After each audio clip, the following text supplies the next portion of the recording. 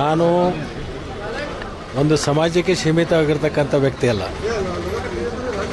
ಸರ್ವ ಸಮಾಜವನ್ನು ಒಟ್ಟಿಗೆ ತೊಗೊಂಡು ಹೋಗ್ಬೇಕಂತಕ್ಕಂಥ ಮನೋಭಾವನೆ ಇಟ್ಕೊಂಡಿರ್ತಕ್ಕಂಥ ಒಬ್ಬ ವ್ಯಕ್ತಿ.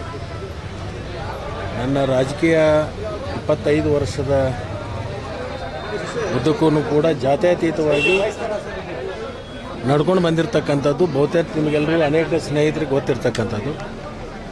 ಇವತ್ತು ಕಾಂಗ್ರೆಸ್ ಪಕ್ಷ ನನ್ನನ್ನು ಗುರುತಿಸಿ ಸಹಕಾರಿ ಇಲಾಖೆಯನ್ನು ಕೊಡೋದ್ರ ಮುಖಾಂತರ ರಾಜ್ಯದಲ್ಲಿ ಸಹಕಾರಿ ಇಲಾಖೆಯನ್ನು ಇನ್ನಷ್ಟು ಬಲಪಡಿಸಲಿಕ್ಕೆ ಒಂದು ಅವಕಾಶ ಸಿಕ್ಕಿದೆ. ಮುಂದಿನ ದಿನಮಾನದಲ್ಲಿ ಸಹಕಾರಿ ರಂಗವನ್ನು ಇನ್ನಷ್ಟು ಬಲಪಡಿಸೋದ್ರ ಜೊತೆಗೆ ಸಹಕಾರಿ ಕ್ಷೇತ್ರದಿಂದ ಸರ್ವರನ್ನು ಎಲ್ಲರನ್ನು ಒಟ್ಟಿಗೆ ಒಂದು ವ್ಯಾಪ್ತಿಗೆ ತರಬೇಕಂತಕ್ಕಂಥ ಒಂದು ಹಂಬಲವನ್ನು ಇಟ್ಕೊಂಡು ಕಾರ್ಯವನ್ನು ಮಾಡ್ತೀನಿ ಅಂತಕ್ಕಂಥ ಒಂದು ಮಾತನ್ನು ಹೇಳಲಿಕ್ಕೆ ಬಯಸ್ತೀನಿ. ಕೇಂದ್ರ ಸರ್ಕಾರದಿಂದ ಮೊದಲನೇ ಸಾರಿ ಸಹಕಾರಿ ಇಲಾಖೆ ಅಂತ ಬಂತು. ಅದಕ್ಕೆ ಅಮಿತ್ ಶಾ ಅವರು ಕೇಂದ್ರ ಸಚಿವರು ಆದರು. ಅದರಿಂದ ರಾಜ್ಯ ಸರ್ಕಾರಗಳು ಎಷ್ಟುವರೆಗೆ ಲಾಭ ಆಯಿತು? ನಿಮ್ಮ ಡಿಪಾರ್ಟ್ಮೆಂಟ್ಗೆ ಯಾವ ರೀತಿ ಲಾಭ ಆಗ್ತಿದೆ? ಕೇಂದ್ರ ಸರ್ಕಾರದಿಂದ ಅಂಥ ವಿಶೇಷವಾಗಿರ್ತಕ್ಕಂಥ ಯಾವ ಯೋಜನೆಯೂ ಕೂಡ ನಮಗೆ ಇನ್ನೂ ತನಕ ಬಂದಿರತಕ್ಕಂಥ ಉದಾಹರಣೆಗಳಿಲ್ಲ. ಮುಂದಿನ ದಿನಮಾನದಲ್ಲಿ ನೋಡೋಣ. ಕೇಂದ್ರ ಸರ್ಕಾರ ಪ್ರತ್ಯೇಕವಾಗಿರ್ತಕ್ಕಂಥ ಸಚಿವಾಲಯ ಮಾಡಿದೆ. ಕೇಂದ್ರದಿಂದ ಏನು ನಮಗೆ ರಾಜ್ಯಕ್ಕೆ ಸಿಗ್ತಕ್ಕಂಥ ಯೋಜನೆಗಳಿದಾವೆ ಅದನ್ನು ನಾನು ಕೇಂದ್ರದ ಸಚಿವರಿಗೆ ಭೇಟಿ ಆದಮೇಲೆ ಅವ್ರಿಗೆ ಏನೇನು ಯೋಜನೆಗಳು ಕೊಡ್ತಾರೆ ಅಂತಕ್ಕಂಥದ್ದು ನಾನು ಚಿಂತನೆಯನ್ನು ಮಾಡ್ತೀನಿ.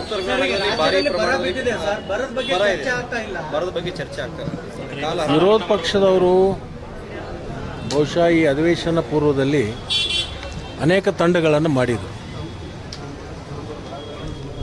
ಇಡೀ ರಾಜ್ಯಾದ್ಯಂತ ನಾವು ಬರಗಾಲದ ಬಗ್ಗೆ ನಾವು ಅಧ್ಯಯನ ಮಾಡ್ತೀವಿ, ಅಧಿವೇಶನದಲ್ಲಿ ಅದರ ಗಮನವನ್ನು ಸೆಳಿತೀವಿ, ಸರ್ಕಾರಕ್ಕೆ ಅದನ್ನು ಒಂದು ವರದಿಯನ್ನು ಮುಟ್ಟಿಸ್ತೀವಿ ಅಂತಕ್ಕಂಥ ಮಾತನ್ನೇ ಹೇಳಿ ಓಡಾಡಿರ್ತಕ್ಕಂಥದ್ದು ನೀವು ಕೇಳಿದ್ದೀರಿ. ಸುಮಾರು 4-5 ದಿವಸ ಇವತ್ತು ಅಧಿವೇಶನ ಕಾಲಹರಣ ಆಗಿದ್ದು ನೋಡಿದ್ದೀವಿ. ಒಂದು ವ್ಯಕ್ತಿಯ ವಿಷಯವೇ ಇಟ್ಕೊಂಡು ಅವರು ಹೋರಾಟ ಮಾಡ್ತಕ್ಕಂಥದ್ದು ವಿರೋಧ ಪಕ್ಷಕ್ಕೆ ತಮ್ಮ ಜವಾಬ್ದಾರಿಯನ್ನು ಅರ್ಥಕ್ಕಂಥದ್ದು ಇಲ್ಲವೇ ಇಲ್ಲ ಅಂತ ನನಗನಿಸಿದೆ. ಚರ್ಚೆಗೆ ಅವಕಾಶ ಮಾಡಿಕೊಡುವಾರ ಸರ್? ನೋಡಿ, ನಾವು ಅನೇಕ ಬಾರಿ ಹೇಳಿದ್ವಿ, ನಿಮ್ಮದು ಏನು ವಿಷಯ ಇದೆ ಅದನ್ನು ಮಂಡನೆ ಮಾಡಿ ಚರ್ಚೆ ಮಾಡ್ತೀವಿ, ಸರ್ಕಾರ ಉತ್ತರ ಕೊಡ್ತೀವಿ. ಒಬ್ಬ ವ್ಯಕ್ತಿಯವನ್ನ ವಿಷಯವನ್ನು ಇಟ್ಕೊಂಡು ಅವನು ತೇಜೋವಧೆ ಮಾಡ್ತಕ್ಕಂಥ ಕೆಲಸವನ್ನು ಮಾಡ್ತಾರೆ. ನಾಗೇಂದ್ರ ಅವರ ವಿಷಯವನ್ನು ತೊಗೊಂಡಿರ್ತಕ್ಕಂಥದ್ದು ಈಗಾಗಲೇ ಲೋಕಾಯುಕ್ತ ಅವರು ಆರೋಪ ಮುಕ್ತವನ್ನು ಮಾಡಿದ್ದಾರೆ. ಅವ್ರ ಹತ್ರ ಇನ್ನೇನು ಅದರ ದಾಖಲೆ ಇದ್ದರೆ ಅದನ್ನು ಮಂಡನೆ ಮಾಡಬೇಕು, ಚರ್ಚೆ ಮಾಡಬೇಕು, ಅದಕ್ಕೆ ಸರ್ಕಾರದಿಂದ ಉತ್ತರ ಪಡ್ಕೋಬೇಕು. ಬಿಟ್ಟು ಇವತ್ತು ಸುಮಾರು 1 ವಾರದಿಂದ ಕಾಲಹರಣ ಮಾಡಿರ್ತಕ್ಕಂಥದ್ದು ನೋಡ್ತೀವಿ. ನೋಡೋಣ, ನಾಳೆ ಬೆಳಗ್ಗೆ ಆದರೂ ಆ ಭಗವಂತ ಅವರಿಗೆ ಸದ್ಬುದ್ಧಿಯನ್ನು ಕೊಡಲಿ, ಬರಗಾಲದ ಬಗ್ಗೆ ಮತ್ತು ಅತಿವೃಷ್ಟಿ ಬಗ್ಗೆ ಚರ್ಚೆ ಮಾಡುವಂಥದ್ದನ್ನು ಮಾಡಲಿ ಅಂತ ಹೇಳಿ ನಾನು ಕೋರ್ತೀನಿ. ಜನಾರ್ದನ್ ರೆಡ್ಡಿ, ರೇಣುಕಾಚಾರ್ಯ ಮತ್ತು ನಾಗೇಂದ್ರ 3 ಜನರ ಪ್ರಾಸಿಕ್ಯೂಷನ್ಗೆ ಅನುಮತಿ ಕೊಡಬೇಕಾಗಿದೆ. ಆದರೆ ಕೇವಲ ಇವರು ಜನಾರ್ದನ್ ರೆಡ್ಡಿ ಮತ್ತು ರೇಣುಕಾಚಾರ್ಯ ಮಾತ್ರ ಕೊಡ್ತಾರೆ, ಇವ್ರನ್ನ ನಾಗೇಂದ್ರ ಕೈ ಬಿಡ್ತಾರೆ ಸರ್ಕಾರ ಅನ್ನುವಂಥದ್ದು ಆರೋಪ ಮಾಡಿದ್ರು. ಅವರು ಆರೋಪ ಮಾಡೋರು ಅವ್ರಿಗೆ ಬೇರೆ ಸಬ್ಜೆಕ್ಟ್ ಇಲ್ಲ, ಅವ್ರು ಮಾತಾಡ್ತಕ್ಕಂಥ ಎದಿಗಾರಿಕೆನೂ ಇಲ್ಲ. ಆರೋಪಕ್ಕೆ ಅದಕ್ಕೆ ಅರ್ಥ ಇರೋದಲ್ಲ. ಒಂದು ಸರಿ ಆರೋಪ ಮಾಡಿದ ಮೇಲೆ, ಆರೋಪ ಸಿದ್ಧ ಆದಮೇಲೆ ಅದಕ್ಕೆ ಏನಾದರೂ ಅರ್ಥ ಇರುತ್ತೆ. ಆರೋಪಕ್ಕೆ ಇನ್ನೂ ಯಾವುದೇ ಒಂದು ಸಿದ್ಧ ಆಗೇದೇ ಇಲ್ಲ ಮತ್ತು ಲೋಕಾಯುಕ್ತ ಈಗಾಗಲೇ ರಿಪೋರ್ಟ್ ಕೊಟ್ಟಿದೆ, ಅವರು ಅದರಲ್ಲಿ ಯಾವುದೇ ಇಲ್ಲ ಅಂತಕ್ಕಂಥ ಅದನ್ನು ಅರ್ಥ ಮಾಡ್ಕೋಬೇಕು. 21ನೇ ತಾರೀಕು ಸಚಿವ ಸಂಪುಟ ಸಭೆಯಲ್ಲಿ 5% ಪಾರ್ಕ್ ಜಾಗನ ಸರ್ಕಾರ ಸುರಂಗ ಮಾರ್ಗ ಇನ್ನಿತರ ಕಾರ್ಯಕ್ಕೆ ಬಳಸ್ಕೋಬೇಕು ಅಂತೇಳಿ ಒಂದು ಅನುಮೋದನೆ ಸಿಕ್ಕಿದೆ. ಅದು ಇನ್ನೂ ಚರ್ಚೆಯಲ್ಲಿದೆ. ಅದನ್ನು ಮುಖ್ಯಮಂತ್ರಿಗಳು ಭಾಳ ಅದನ್ನು ಮುತುವರ್ಜಿ ವಹಿಸ್ತಾ ಇದ್ದಾರೆ. ಬೆಂಗಳೂರು ದನದಟ್ಟಣೆಯನ್ನು ತಟ್ಟಿಸಲಿಕ್ಕೆ, ಅದನ್ನು ತಡಿಲಿಕ್ಕೆ ಅನೇಕ ಯೋಜನೆಗಳನ್ನು ರೂಪಿಸಿದ್ದಾರೆ. ಮುಂದಿನ ದಿನಮಾನದಲ್ಲಿ ಅದು ಕಾರ್ಯರೂಪಕ್ಕೆ ಬರ್ತದೆ.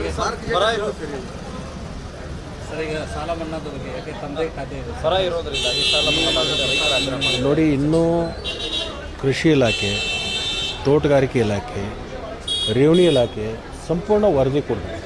ಎಷ್ಟು ಮಳೆ ಕಡಿಮೆ ಆಗಿದೆ, ಇನ್ನೂ ಮಳೆಗಾಲ ಪೂರ್ಣ ಮುಗಿದಿಲ್ಲ. ಮುಂಗಾರಿ ಮುಗಿದಿದೆ, ಹಿಂಗಾರಿ ಇನ್ನೂ ಆಶಾದಾಯಕ ಇದೆ. ಈ ಹಿಂಗಾರಿ ಮುಗಿದ ಮೇಲೆ 3 ಇಲಾಖೆಯವರು ಸರ್ಕಾರಕ್ಕೆ ವರದಿ ಕೊಟ್ಟ ಮೇಲೆ ಆಮೇಲೆ ಅದು ಸಚಿವ ಸಂಪುಟದಲ್ಲಿ ಮುಖ್ಯಮಂತ್ರಿಗಳು ಚರ್ಚೆ ಮಾಡ್ಕೊಂಡು ತೀರ್ಮಾನ ಮಾಡ್ತಾರೆ. ಬಹುತೇಕ ಮೋಡ ಬಿತ್ತನೆ ಆಗಬೇಕು ಅಂತಕ್ಕಂಥ ಅನೇಕ ಭಾಗಗಳಿಂದ ರೈತರ ಬೇಡಿಕೆ, ಅದನ್ನು ಮುಖ್ಯಮಂತ್ರಿಗಳು ಚಿಂತನೆಯನ್ನು ಮಾಡ್ತಾರೆ. Thank you.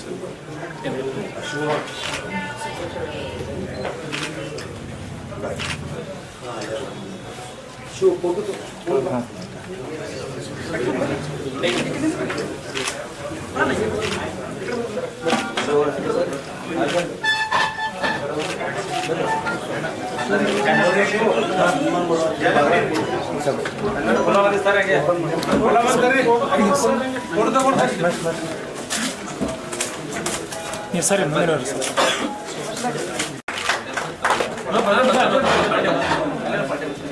SG. Patil bank ಅವರು